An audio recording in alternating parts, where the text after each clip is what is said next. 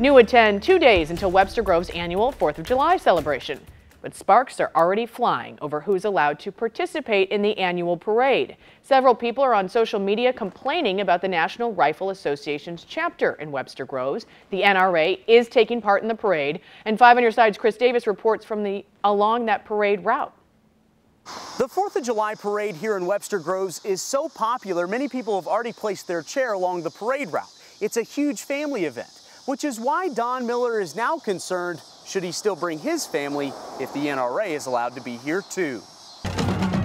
The bands haven't even played their first note. I want to say I'm shocked, but I'm really not, knowing sort of how aggressive the NRA is about their presence. Yet Don Miller says the Webster Groves Independence Day parade prep has started on a sour note.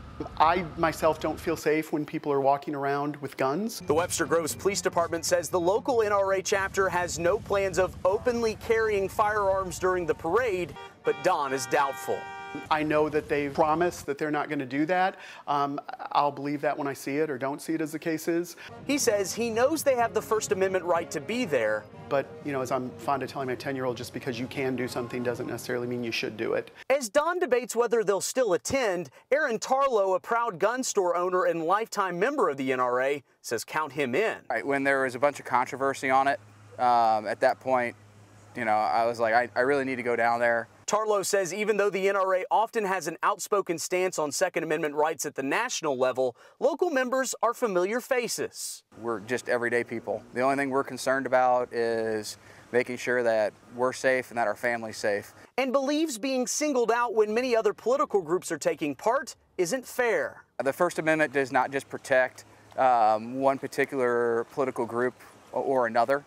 They absolutely have a right to be there, just like Planned Parenthood has the right to be there. Don says if they go, his family will also celebrate the First Amendment. Not with loud drums, just a silent message. Maybe turn my back on the parade, nothing disruptive, but I want them to understand that not everybody agrees with their presence there. The group Moms Demand Action, a very vocal anti-gun group, will also be participating in Wednesday's parade. They say the NRA has every right to be here. Now, the NRA released a statement to 5 on your side. They said in part that they participate in 4th of July celebrations all across the country, and this one in Webster Groves is certainly no different. You can read the full statements from both organizations on our website at ksdk.com. In Webster Groves, Chris Davis, 5 on your side.